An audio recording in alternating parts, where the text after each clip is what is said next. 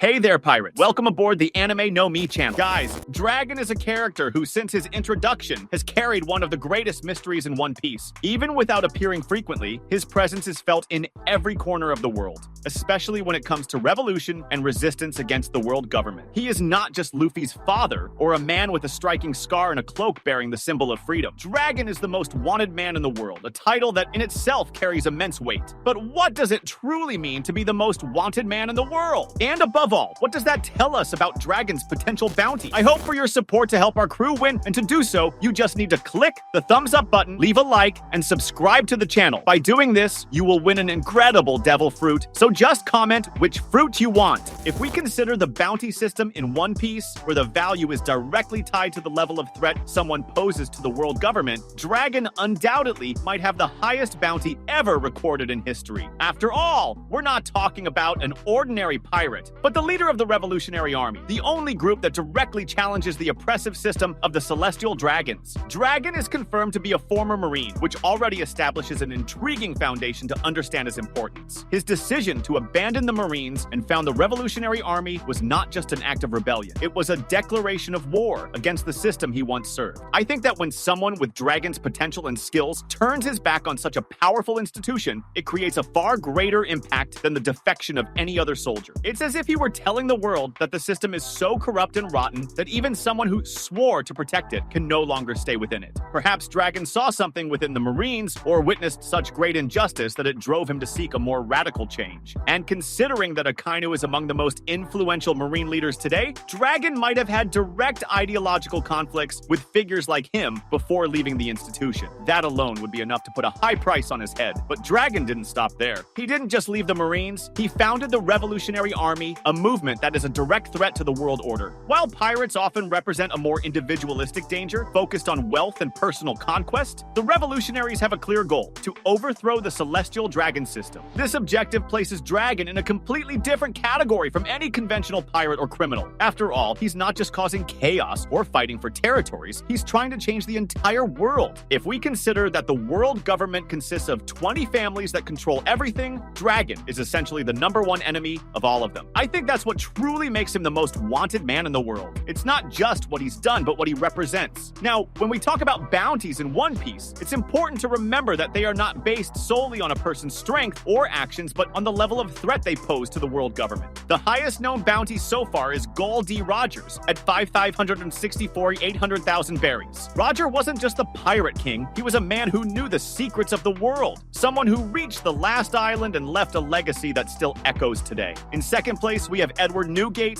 Whitebeard, with 46,000 berries. A man known for his unmatched strength and his ability to directly challenge the world government. If Dragon truly has a bounty higher than theirs, it would mean that he represents an even greater threat. And considering what we know about him, that makes a lot of sense. During the Dressrosa arc in chapter 794, Sabo mentions that Dragon was recruiting members for the Revolutionary Army, and we see how the army has become a global organization. It's not just a small or isolated group, it's a network operating in various parts of the world, undermining the world government's control from within. Additionally, Dragon has powerful allies like Ivankov and Kuma, figures who have already demonstrated how formidable they can be. I think the level of organization and influence of the revolutionaries is one of the reasons Dragon is so wanted. He is not just a charismatic leader, he is someone with the ability to mobilize people and resources efficiently. And for the world government, that is terrifying. Another point we can't ignore is the fact that Dragon was mentioned as the most wanted man in the world long before we learned about bounties like those of Kaido and Big Mom. In the Zoo arc, when we learn about the astronomical bounties of the Yonkou, Dragon was already established as a figure surpassing all of them in terms of danger. This makes me think that Dragon's bounty might be at a level we can't even imagine yet. Perhaps it's around 6 billion berries or even more. After all, he's not just an individual threat, but a systemic one. He is the leader of a revolution seeking to overthrow the entire power structure that upholds the current world. Furthermore, Dragon carries an air of mystery that makes him even more dangerous in the eyes of the world government.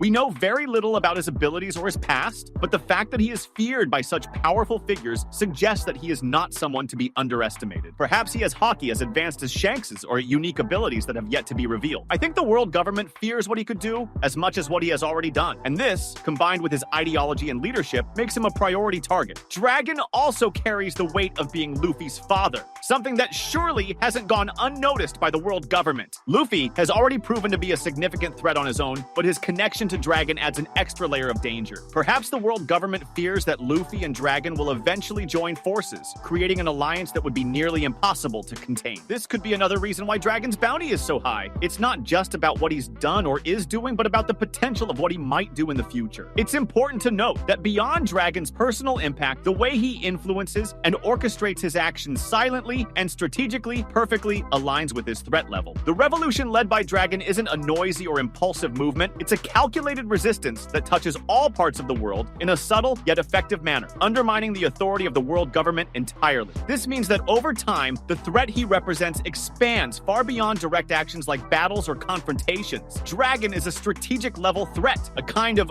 ghost, hovering over the heads of the rulers without ever needing to truly expose himself to the risk of direct confrontation. This kind of invisible yet palpable threat is probably what makes Dragon so terrifying in the eyes of the world government. When you don't know exactly what your enemy is planning, but you know that he has the capability to destabilize the entire power structure of the system, it creates a level of paranoia that is hard to measure. Imagine the difficulty the world government faces in dealing with a global organization of rebels led by such an enigmatic figure, with such a deep and well-structured base spread across entire continents. Instead of a single army or an isolated pirate force, Dragon represents a revolutionary movement that penetrates the foundations of power while managing to remain hidden and difficult to reach. Looking at Dragon's direct impact on the world government, another point to consider is his relationship with the revolutionary cell on Baltigo Island, his former base. The fact that the world government was able to destroy Baltigo, the central operations base of the revolutionaries, demonstrates how powerful their enemies are. But at the same time, it reinforces Dragon's resilience. He is apparently not someone easily intimidated by losses. His ability to reorganize and continue fighting for freedom and justice further solidifies his character as an unwavering leader. This also shows the magnitude of his adaptability, a leadership trait that the world government in turn fears. Furthermore, it is essential to reflect on the fact that Dragon is not a leader who merely commands from a distance. He is a clear example of a man of action, someone who directly engages in rescue missions, forms strategic alliances, and possibly even participates in covert battles, always maintaining a firm control over his operations. This places him in a unique position, where he is not a theoretical or symbolic leader, but someone who uses his own skills and experiences to keep the flame of revolution burning. Even though his role in physical combat is not often highlighted in the plots, his presence in operations and the impact of his decisions reflect the magnitude of his threat. In this context, the fact that he is a former Marine makes his figure even more complex and significant. By serving within the government, Dragon must have gained an internal understanding of the flaws and corruption in the system he now fights against. He knows the weaknesses of the Marines, understands how the world government is organized, and by transitioning to lead the revolutionaries, has used this knowledge extremely effectively. This advantage of knowing how the enemy thinks, their tactics, their weaknesses,